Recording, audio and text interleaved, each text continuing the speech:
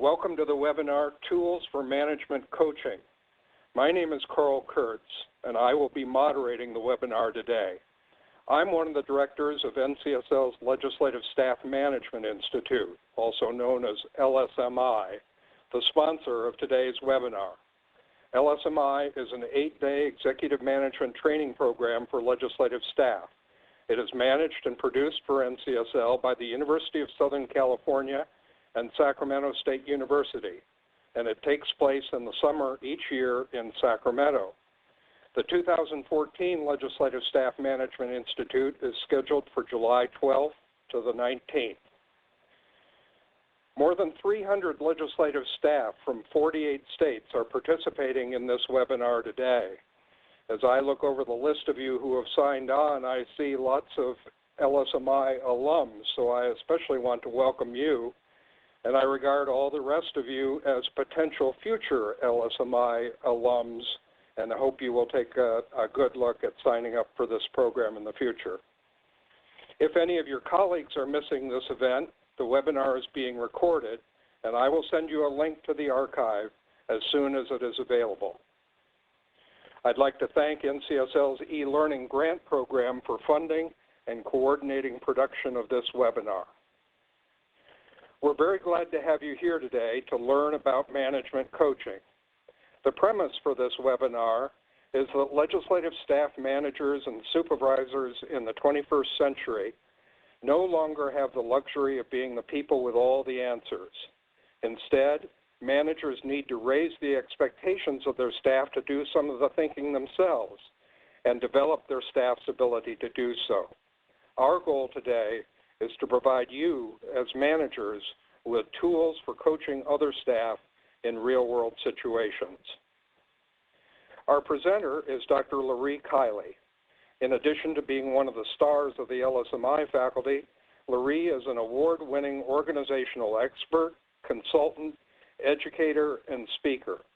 She is founder of the Kiley Group, a 25-year-old firm specializing in the critical work of building solutions for people who have real responsibility, real lives, and real work to do, and who want real outcomes that measure and sustain. Laurie serves as faculty in executive management programs for the Marshall School of Business at the University of Southern California and numerous other business and public policy schools around the country. As Laurie makes her presentation, please enter your questions and comments in the chat box on your screen. We will monitor your contributions and present some of them as questions after the presentation. Laurie, please pretend that you can hear legislative staff all across the country applauding as I turn this program over to you. Thank you, Carl. Can everybody hear me okay? So thank you very much. This is Laurie Kiley, and welcome, everyone. We've got great representation today, and I wish you all wonderful holidays as we go into this season. Some of you are probably experiencing some pretty nasty weather out there, so I hope you're warm and cozy in a nice spot where we can actually have a little chat about coaching people for their performance and just making sure that we're creating what we call thinking organizations. And in fact, I will give you a couple of pointers today. I'm also going to, as I go through the process of telling you these tools, I'm going to use as an example a hypothetical fellow named Dennis that I hired that I need to actually coach. So I'm going to kind of map Dennis, my hypothetical employee, through this process so that you have an understanding of how it actually works. But this really is about building a coaching culture and a thinking organization. And part of what I really enjoy about the LSMI, and one of my favorite things in the world to do is to teach in that program, is to let people know that you actually also can coach one another out there. So as you build this network, make sure that you realize you've got friends out there who can help you through just about anything. But my job today is to help you figure out some ways to do even less work and get even more done. And so that's sort of my agenda for the day. Less work and getting even more done. And that's basically the outcome of building what we call a thinking organization. So just to, what you probably already saw when we were sending you information about this, we just said that in the 21st century, we no longer have the luxury of being the people with all the answers. So as much as we need people to weigh in, we also need to make sure that they know how to weigh in, and that all the time that we are coaching them for optimal performance, we are also teaching them to think and building that wonderful mental muscle called the brain. So we're going to start by talking about what and why, the what and the why of coaching. And it's a word that a lot of people use in different ways. I'm going to give it a very specific definition today by just saying, first of all, that it's a pull. In the case of what we're talking about for coaching today is more of a pull than a push, which means it is driven more by asking questions than it is by giving answers. So if you walk away with nothing else today, I hope you walk away with an understanding that if you give people the answers, you're not really coaching them to think. You're just training them to train you to give them all the answers, and you're doing all the work. So number one, remember that the coaching model we're talking about today is primarily built off of asking questions and letting people do the thinking for themselves as opposed to their managers doing all the thinking for them. Now, the seduction, of course, is to give them the answers because we think it's faster and we'll get things done more quickly and more effectively. But the truth is, if you are giving people the answers in certain situations, you're really just basically coaching them to come back to you the next time for the next answer. So it's a pull rather than a push, what we're talking about today. And why we do it, what's in it for you in this particular kind of coaching model, and building a thinking organization through creating a coaching culture. First of all, you work less hard, more stuff gets done, and more of the right stuff gets done. It also means that talented people actually take work off of your desk rather than putting more work on it.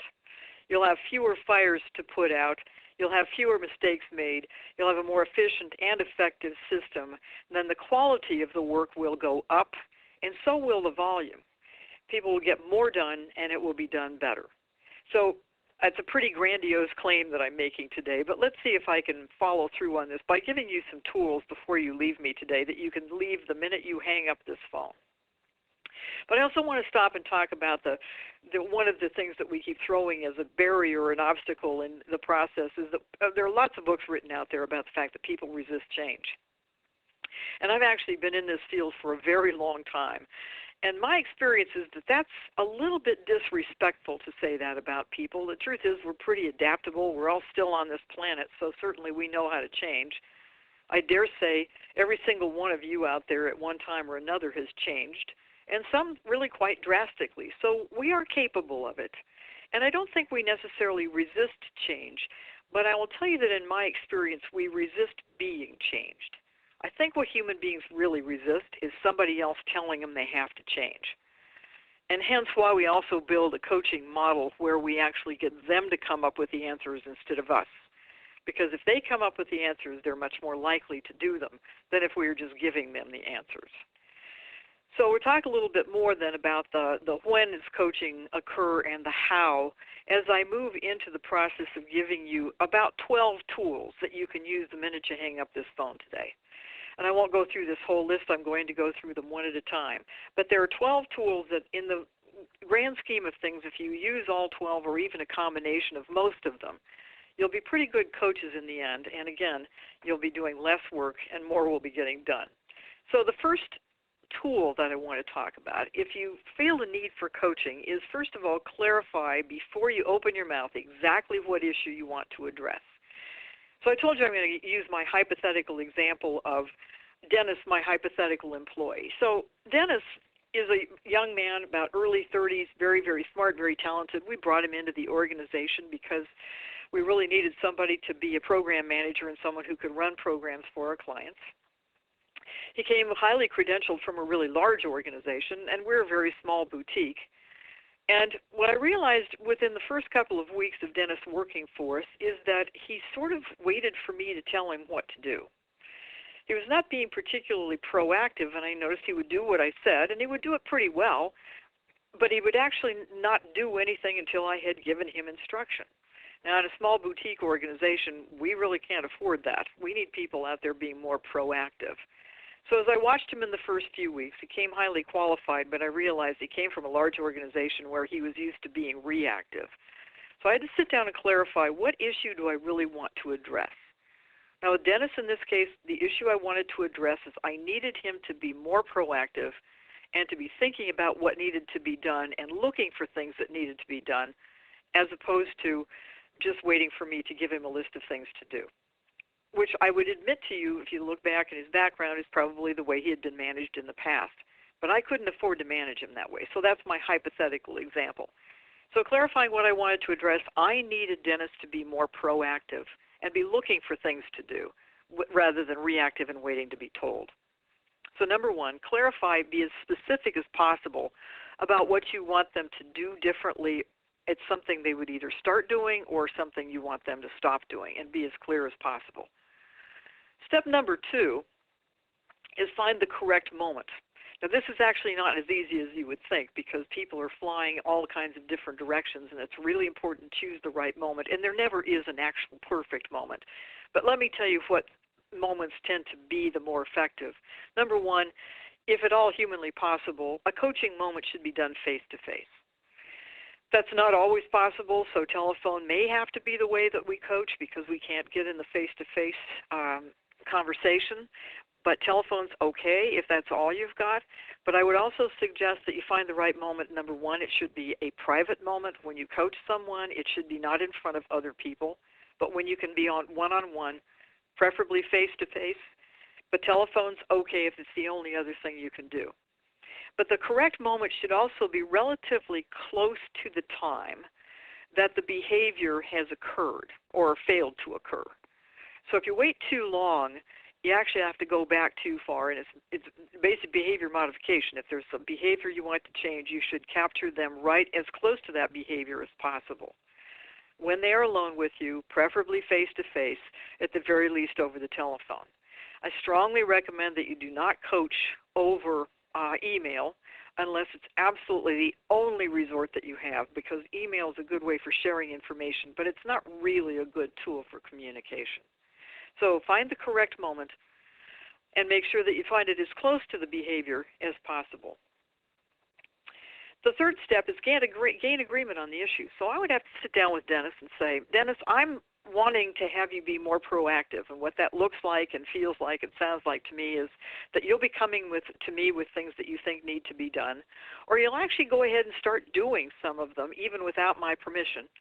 The only limitations I want to place on you, Dennis, is that I want to make sure that you don't do anything directly with a client until you talk to me. Other than that, go ahead and take a stab at some things and go ahead and figure out some things that might be done, and let's just see what you come up with. But rather than waiting for me to tell you what to do every day or every week, how about you come up with a list of what you think can be done, including just the things that you might need to learn or know more about. So gain agreement, make sure that that person understands exactly what you're going to talk about, and and make sure you get their agreement that this is a thing that could be helpful in terms of their performance.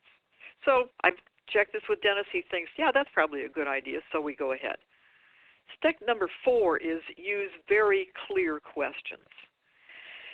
And those very clear questions need to be based on what we would call observable behavior. So I would be asking him questions like, what do you think you could do differently? Can you understand why I might need that? What would it look like to Dennis? I would say, Dennis, what would it look like to you if you were actually being more proactive?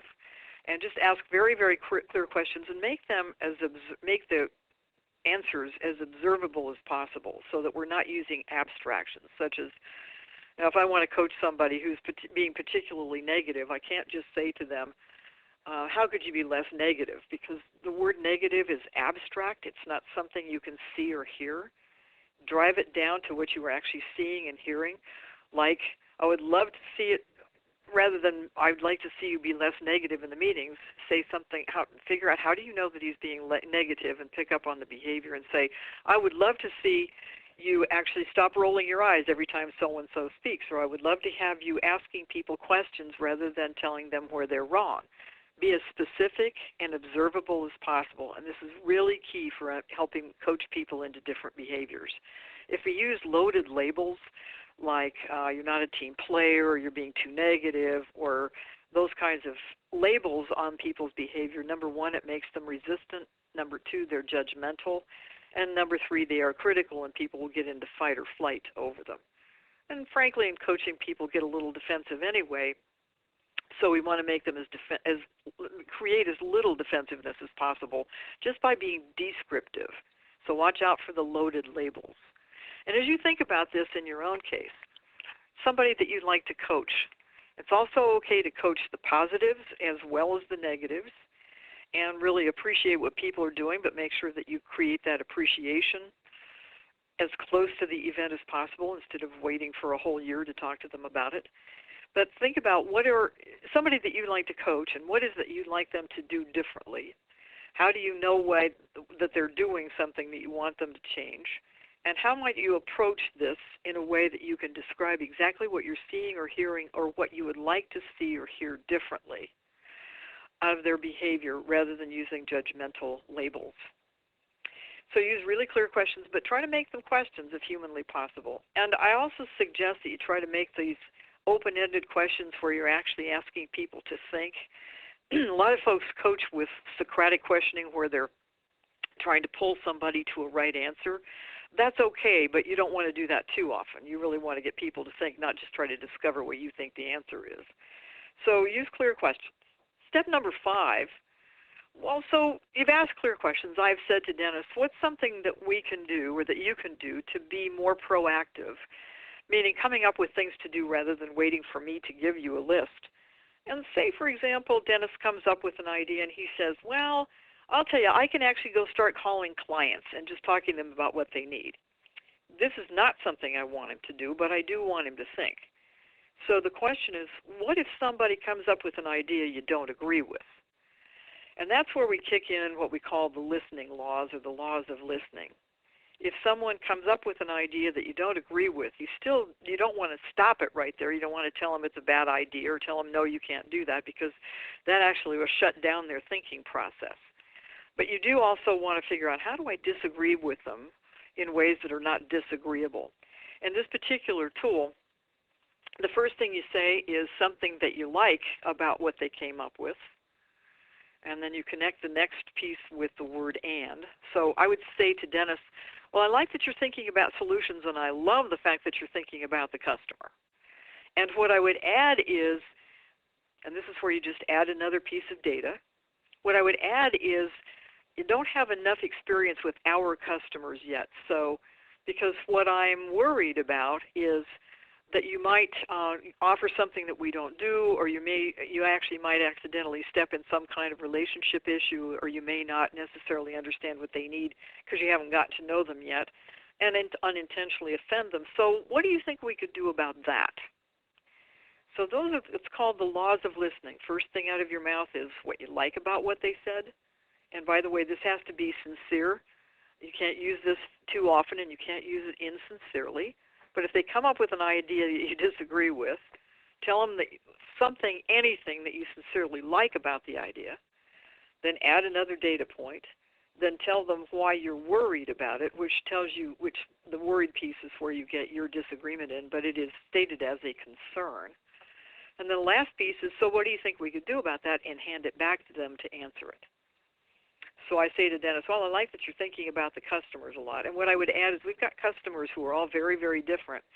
So what I'm worried about is that you might not necessarily know enough about the customer before you start having a conversation with them. So what do you think we could do about that? Now, this is one of the next most important tools you'll ever have in your toolkit, and that is called silence. Be quiet, outlive the silence, and let them speak. Don't jump in. Don't try to answer it for them. Don't try to give them suggestions. Make them come up with so what we could do about that. This is actually a tool that we used for breaking through a potential strike in the automotive industry in Detroit a few years ago, when the threat of the strike was that people were concerned that they had ideas in order to save the company, but nobody was listening to their ideas, and these were union people, and the supervisors were not listening. So the supervisors were all trained in the listening laws, and any idea that an hourly person would come up with, they had to use the listening laws with. Then they'd have to hand it back to the person with the idea to figure out, so what could we do about this? And they had to answer these 3 questions. So I've said to Dennis, I like that you're thinking about the client, and I would add that our clients are all pretty particular. So what I'm worried about is that you might accidentally say something that might be offensive to them because you don't know them well enough. So what do you think we could do about that? And then Dennis has to come back to me with an answer that answers these three questions. Number one, and all three questions have to be answered, and they all have to be answered in satisfactory way. Number one is in what way is it best in the best interest of the people for whom we exist, for our ultimate consumer or customer? Number two, in what way does it ensure an improvement over the status quo? And number three, in what way is it respectful of all people involved, meaning the internal people or the internal consumers of our behavior? So Dennis has to come up with a suggestion, and the suggestion he gives me has to answer all three of those questions. And if all three of those questions are answered, then in fact the answer is yes, we will do that. And that's exactly how we broke through the strike in Detroit. And interestingly enough, when they used this particular tool with folks, they found out about 72% of the ideas people were having were great ideas and really were helpful. It also raised engagement, and people started feeling much more respected and appreciated when they were heard. So whenever somebody says anything that you disagree with, the listening laws and then asking them to come back with those three answers, it's a really good way to move forward. Plus, as I promised, it's helping people learn how to think. Once again, you might notice that all these tools pretty much have to do with just handing it back to people and making them think. So here's another example that I want to toss out to you, and Heather and Kay are going to put this up in just a second. We're going to do a little poll. But here's an example or a little exercise I'd love to have you do out there. So there are 5 shapes here, and what I'd love for you to do is take a look at those 5 shapes and tell me which one is different from all of the others. All I need you to do is answer A, B, C, D, or E on the poll, and let's find out what everybody says. 5 shapes. Select the one that is different from all of the others, and just let me know which one it is on the poll. Answer A, B, C, D, or E, and we'll go a little bit, I'll be quiet for a second here as people are answering. Then we'll show you the answers.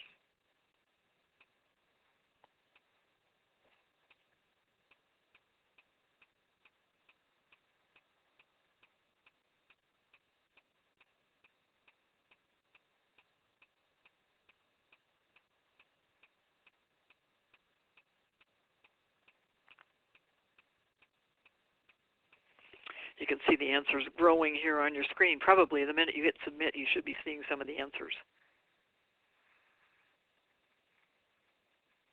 The results are on the screen. So the results are on the screen. And of course, it looks like 65% of you said that B is the right answer. Well, of course, that's what it looks like. It looks like B is the right answer because it's the only one that has all straight lines. I would also suggest to you, oddly enough, that that's not necessarily the right answer.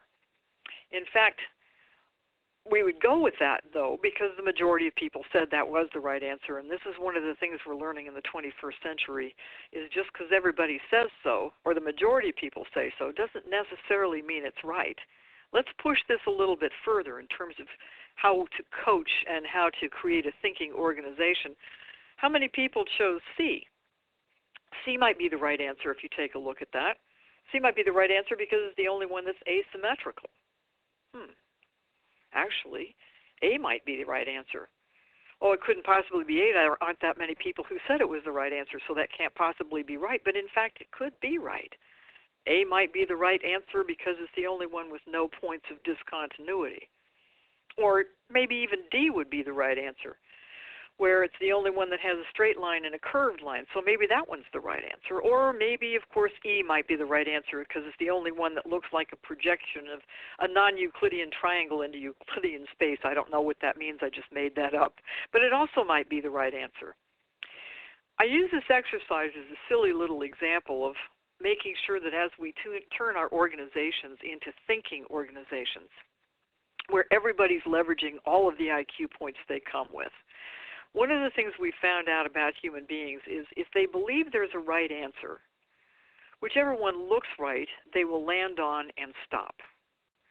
So the lesson in this, as you start coaching people, especially if you're coaching them to think, not just react with one answer, is to, first of all, always come up with at least 3 possible solutions. This teaches people to really genuinely think through things.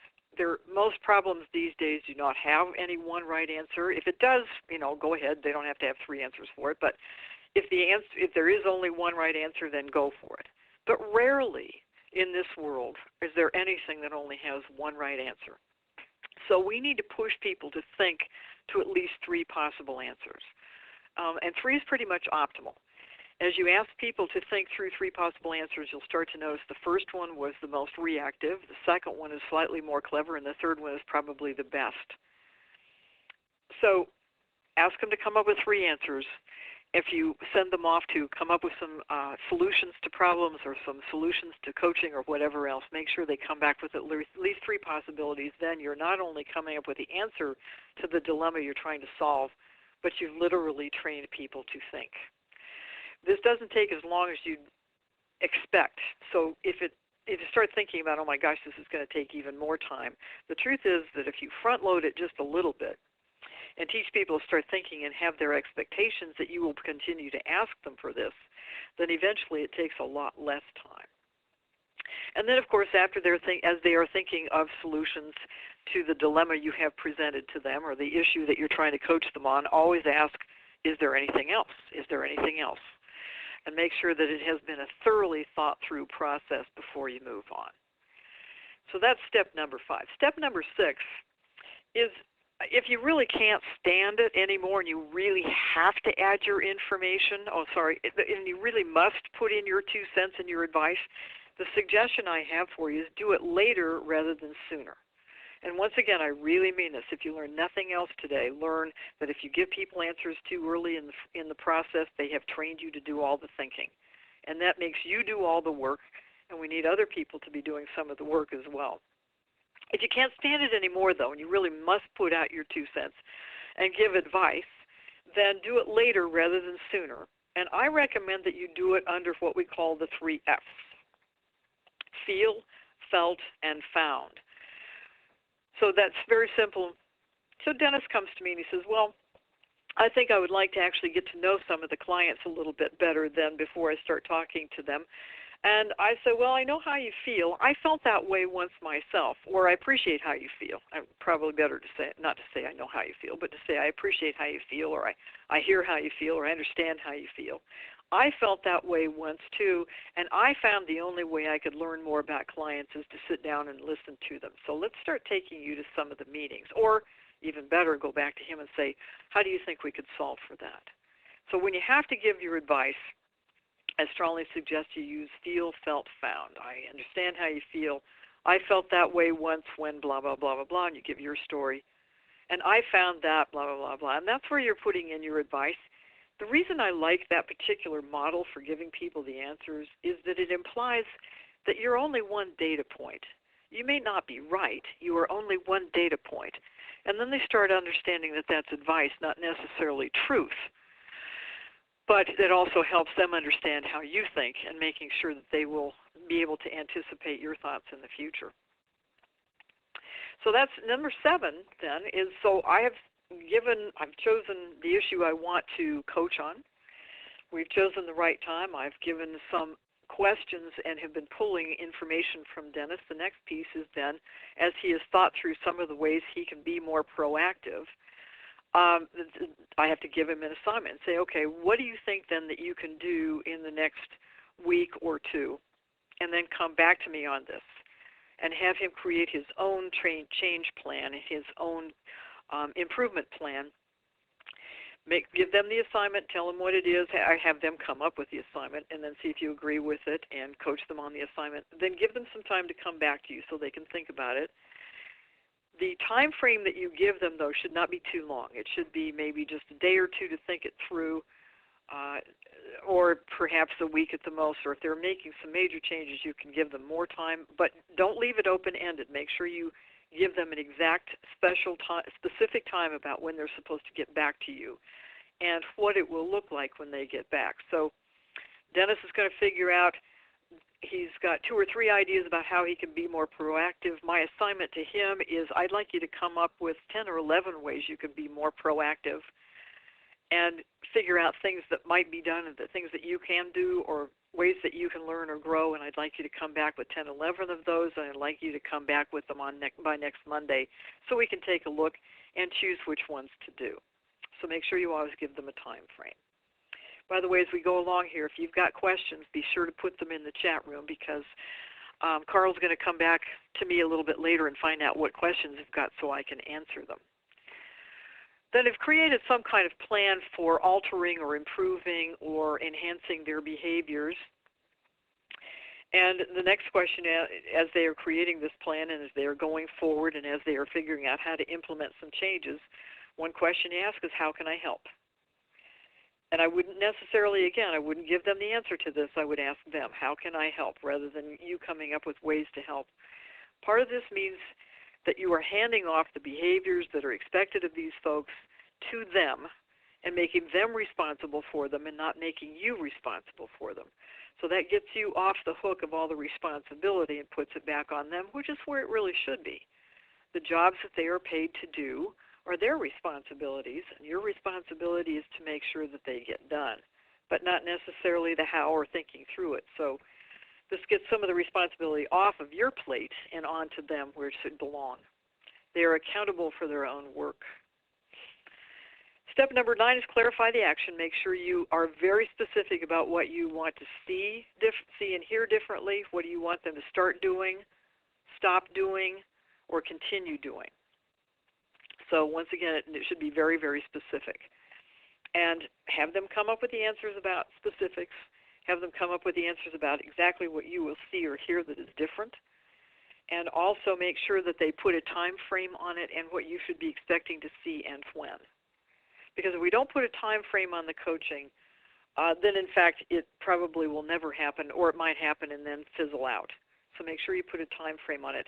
And you, as the supervisor or manager, should sit down and acknowledge, yes, you have seen it, where you have seen it, reinforce that you have seen it, and so on. Or tell them if you want to see it more. So with Dennis, I am saying the action that he has come up with is that he's going to come in every Monday morning. He's going to tell me what he's going to do that week, and in what way, what of those activities are going to be proactive rather than just things I told him to do, and why he's going to do those things, and by when is he going to do those things, and what I should be looking for. So I pushed on him. Now, I will negotiate it with him if he's not taking on enough, or if he's not being clear enough, or if he's not being aggressive enough about what he needs him to change. But make sure that it's very, very clear what they need to do and how and when. Number 10 is just create a plan that goes across a longer period of time. So what will they do, by when, what does success look like, how will they let me know that they're doing it, and what are the consequences if they don't do this? So make sure that they fill out the answers to that, too. Once again, the person you're coaching answers those questions, and then you sit down and negotiate if you like the answers. But don't give them answers, because then you're doing the thinking for them again. So for Dennis, he's going to create a plan about what he's going to do and by when. He's going to tell me what success looks like, and that will be that I really will have to give him very little instruction, and it will look like he's putting easily 40 to 50 hours a week minimum on work that is showing up and being demonstrated as productive, meeting the goals that we set for him, of course. And how will he let me know? He's going to let me know every Monday morning.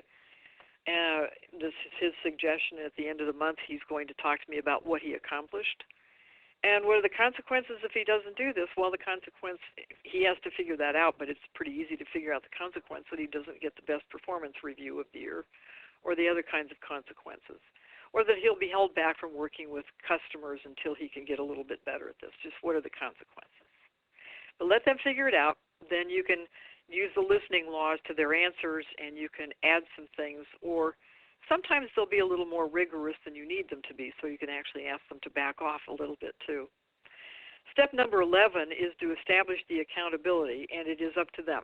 You're not monitoring it, you're not policing it, you're not doing anything. They are actually coming to you with the process and the procedure and the plan, and they are coming to you with the results of it as well. If you have to go after them at any one point in time, then the process has failed, because they have to be proactive about what's going to happen.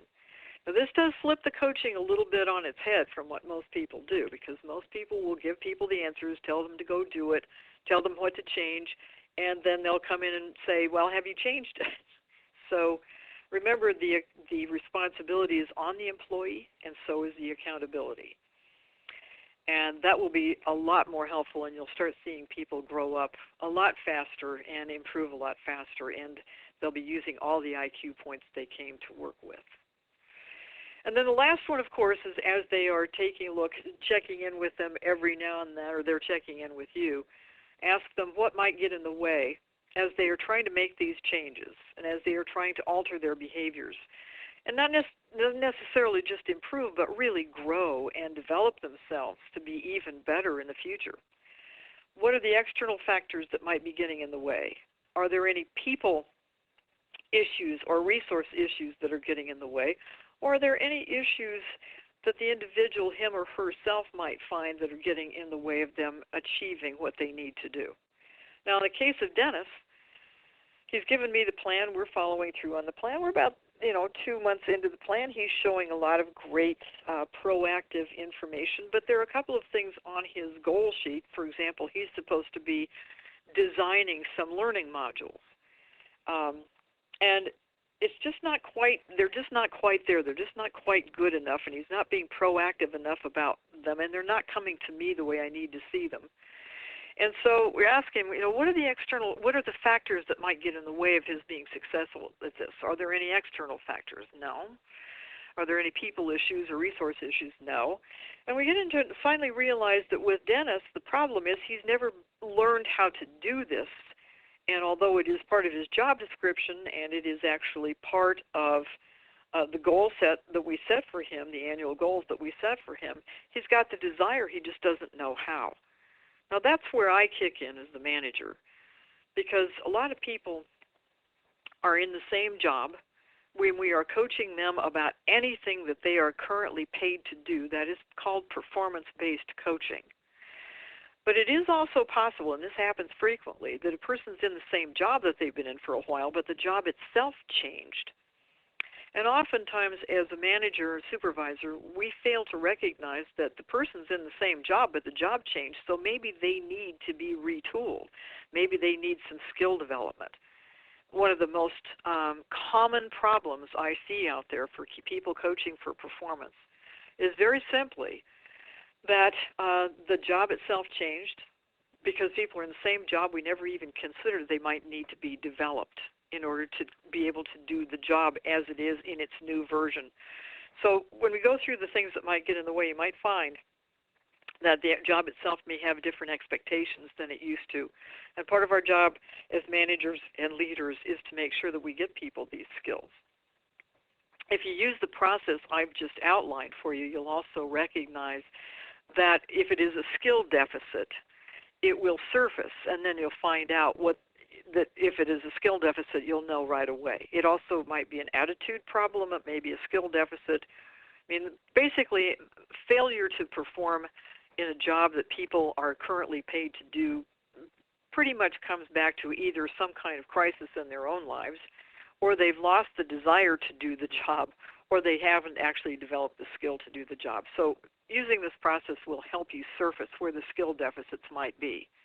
And if it's a skill deficit, we literally must go out and help people find those skills. So then we go back to the plan and say, aha, we've discovered that there's a skill need here that we need to develop. Let's figure out how in the world can we actually develop this skill in a fairly short amount of time. Send them out again to go find the ways that they can actually develop those skills.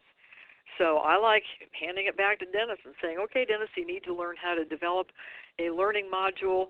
I understand that that may not be your skill set right now. It is part of what you're paid to do, so let's go find out, go on the internet, go talk to your friends and find out where are some really good ways for you to actually learn this skill set. Come back to me with the options and then we'll make a choice. So those kind of 12 steps really should be helpful around developing people's performance. And it might be attitudinal. It doesn't matter if it's a skill problem, they're not doing what they're supposed to do, or it may even be an attitude issue, or it may be that they look really unhappy or they're very negative, all of these things, regardless of what it manifests itself. Most of the time I will tell you that when people are negative and we're needing them to change their negativity, it is usually an attitude that is masking a skill deficit. So I would suggest to you as you go through this process, most of the time what we see out there in terms of performance that is not optimal, most of the time it is caused by a skill deficit. Even if it looks like attitude, people would rather have you think they are negative than to think they are incompetent. So most of the time, the problem is actually a skill deficit. And help people go out and figure out how to find those skills, and then you can weigh in after they have thought about it. So those are the 12 steps. There's one other tool that I have included here that I think is really helpful as you are growing people and developing them, because part of our job is to make sure that people are constantly and continually employable. As organizations and as managers, our job is to make sure that people keep their skill sets as current as possible. And that's hard to do in this new world because the skills are increasing in number in terms of what we need people to be able to do. But one of the best tools I know is this one that's right on the screen in front of you, called the levels of authority and autonomy. For the last 25 years or so, in my experience, one of the biggest problems between a manager and an employee is misunderstanding what the level of authority the employee has on any kind of project or process that they've been handed to do. And this is a wonderful tool for negotiating that. And it also is a great tool for developing people as they get stronger over time. So, for example, a new employee coming in who's relatively green, you might put them at a level 1 in terms of authority and just say, you go out and do the research, bring me back all the information, and I'll make the decision. Or you may bump them up to level 3 where they go out and do all the individual research, they determine what the options might be, they make a recommendation of what option, and then you decide. But you'll see that in those 7 levels, the amount of authority and autonomy goes up as you go up the higher levels. Level 6 is where the individual goes out, finds out the answers, determines the options, chooses one, acts on it, and only reports failure to the manager. So giving people those various different levels of authority and autonomy and telling them on this project you're at a level 3, on this one you're at a level 6, on another one you're at a level 4, telling people in the front end and negotiating what level they are at is extremely helpful. What we have found is that in the very beginning, people tend to think they have more authority than they do, and then that scares us as managers, and we think, oh my gosh, no, don't run off and do that, without my permission. And then the next time they come back and they assume they have even less autonomy and authority, and we look at them like, well, can't you just get this done? So it's negotiable by project. It's negotiable over time. It's also really nice because people can negotiate with you about it. So you say they can come back to you and say, you've had me at a level 4 for about 2 years. Put me at a level 6 on this next one. Let me prove to you what I can do. So this little negotiation tool, as you try to delegate to people, is extremely helpful. And you can make it gradually more and more over time. You can negotiate it per project based on your level of trust and what they can achieve and so on. But practice that one. Share that with your employees and say, let's always discuss this at the beginning of a project or a process. It's very helpful. One other little hint that I want to give to you here is just watch out for what we call coaching the ghost.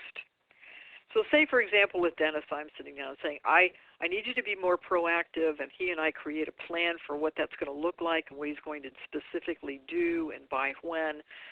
And he comes back when we're having the discussion, he says, well, when somebody's new, they don't necessarily blah, blah, blah.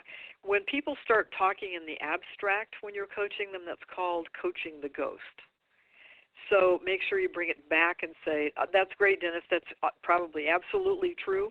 But when people are new they're a little bit green, they don't necessarily want to stick their necks out. But let's talk about you, not people in general.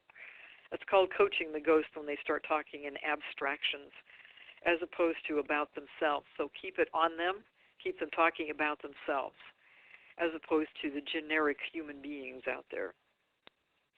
And then one other piece I wanted to share with you is watch for the moments to reinforce when they are doing what you are asking them to do. It's really important to reinforce because the faster you reinforce people, the more likely they are to continue the behavior you're asking for. Basic behavior modification. There is a book out, and part of my job is to read all these books and tell you which one out of every 3,000 is actually worth reading. Aubrey Daniels wrote a book called Bringing Out the Best in People. It's one of the best books ever written for making sure that people are as productive and as optimally effective and efficient as possible. Tremendous book. So the only one I really recommend. It is extremely helpful and very, very practical. So bringing that then, the bonus if you do all of this and can learn to ask more questions, do more of a pull from people than a push, be as specific as possible, create a plan that has time frames and so on. The bonus for you, as I promised, is the more you do this, the less you will have to. Because ultimately, in the end, what you are doing is teaching people to think. And they will get in the habit of interacting with you by thinking as opposed to just waiting for you to do all the thinking. I think you'll find that you actually have to work a lot less hard. And under the heading of my doing exactly what I just recommended, which is asking you the question, is there anything else or how can I help? So I'm going to hand this back to Carl and see if there are any questions that have come up as we walk through this process, and to tell you all thank you from the Kylie group. So that's how you can reach us. If you've got any questions you want to reach out to us, feel free to do that. But Carl, has anybody written any questions that I need to answer? Thank you, Larry. They sure have, and thank you especially for all this really good advice. It has sparked some questions. One of them comes from an LSMI alum who's actually learned this process from you in the past, and she says that she does use it in her group, but she manages only 3 other people in an agency of 400. Does that dichotomy of her using it and other people not using these coaching techniques affect people's motivation to be coached and to be productive? That's a really good question, and I would suggest to you that in my experience, the people who respond to this well are the ones who really want to be good. And if they don't respond to it well, it's probably because they just want a job and they don't necessarily want a career. Most people want, if you pick up the book called Drive, D-R-I-V-E, by Daniel Pink, he talks about people's motivations. And there are some people who are just motivated by showing up and doing a job and going home. And then there's some people who are motivated by really wanting to do a good job and have a career and a career path and develop themselves and make a contribution. I think these particular tools separate those folks out. So whether or not other people are using them in the organization is not quite so much of a problem, but go ahead and use them yourself. I think it does not necessarily change the motivations, but if you want, tell them in the front end. Just tell them in the front end, I am going to try a different kind of coaching where we can really leverage your thinking and your IQ points and what you bring to the party and the contribution you make. So I'm going to start asking questions rather than giving answers, and I want you to work with me on this new process. So that increases people's motivation if they know you're going to do it. And then if you're doing that and you've asked their permission to use this kind of questioning coaching model, also go back every now and then and let them coach you and say, how's this working for you? And let them coach you. It's a really nice question, though. Any other questions? Yeah, here's another one that's specifically related to step 12, the one where you lay out what might get in the way. Right. And our questioner says, wonders whether what comes out of that process is supposed to be part of the plan, or is that just for the coach to consider and review with the staff when there are problems or lack of progress? Really good question. It can be both, actually. It should be part of the plan if you recognize it in the front end as you're creating the plan, but as people are going through the plan, you might be discovering more. And so it's kind of a fluid process, and so the plan is not static. You come up with a plan in the front end, and then as you are discovering more and you're sitting down with them over time and saying, oh, how's this working? What are you running into? Are you finding any new obstacles that we didn't anticipate? Any other questions? Yeah. You put a lot of emphasis on giving the responsibility of finding solutions on the employee. Right. Could you discuss what you think is the responsibility of a manager to clearly articulate management goals in the context of this negotiated process? Yeah, and that's a really good question. The front end, I'm assuming that you set the goals every year for people and that those goals are very, very clear.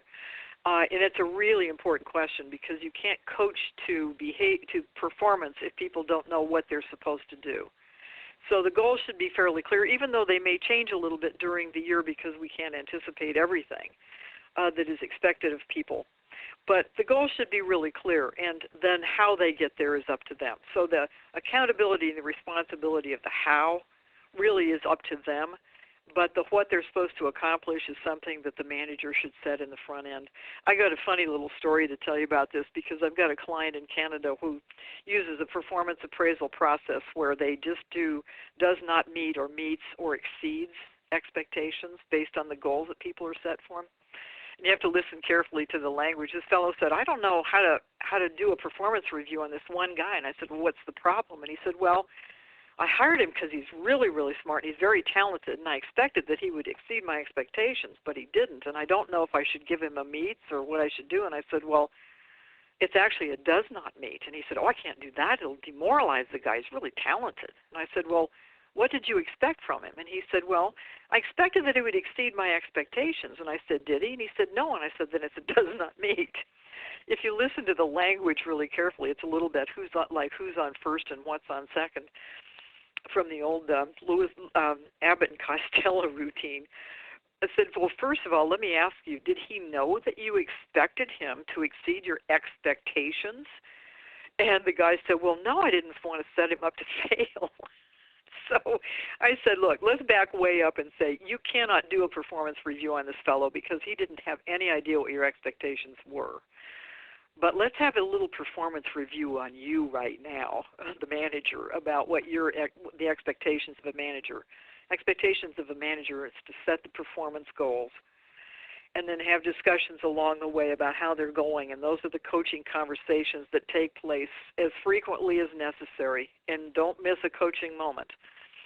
But the goal setting is the manager's job, although you may sit down and negotiate with them about it, but that's basically the manager's responsibility. How they do it and how well they do it is their responsibility. Great, I love that answer. Legislative staff, Laurie, deal a lot with interns. Yes. Temporary employees that they may not have a lot of control over who they are, what their qualifications are. Can you use this method, do you think, with interns?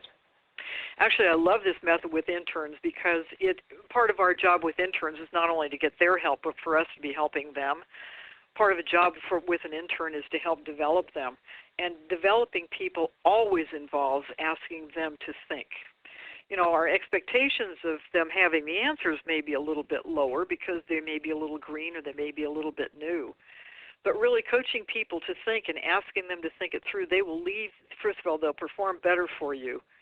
Number one, they'll be much more engaged because they like challenging work and they like to be challenged and they want to think.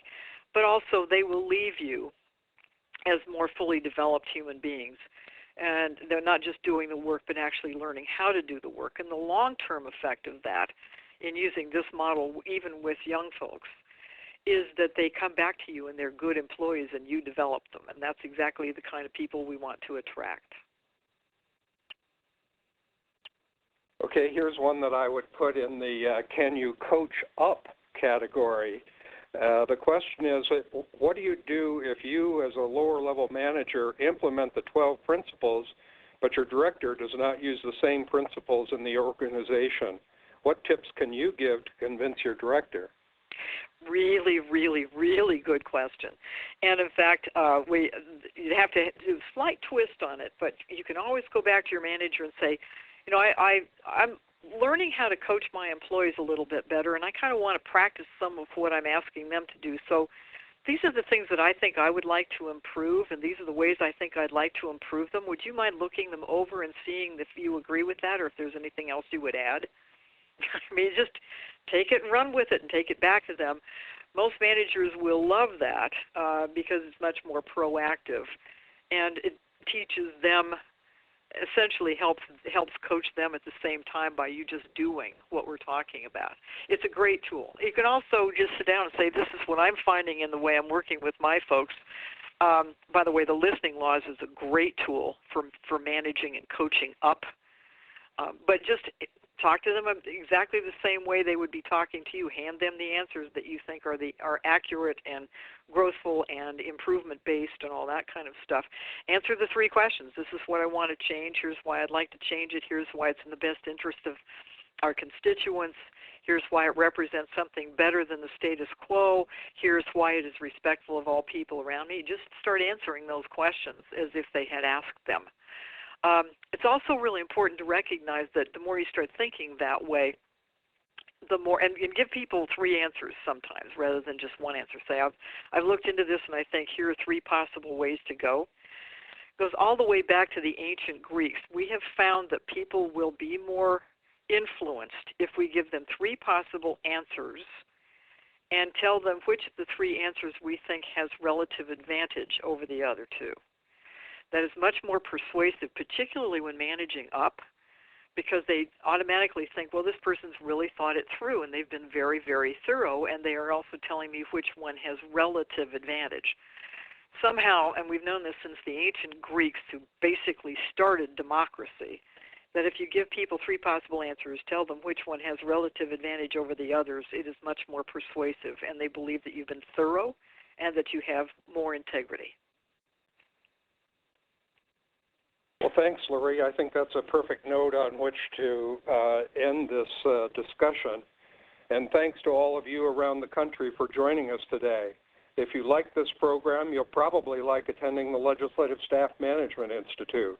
Please look for an email message after the first of the year inviting you to apply to LSMI 2014, which will take place July 12th to the 19th.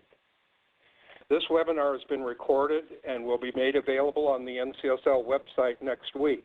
You will receive an email message later today asking you to respond to a very short survey evaluating this webinar.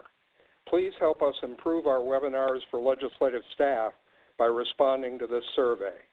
Thank you. This webinar is now concluded with my best wishes for happy holidays for all. Thank you.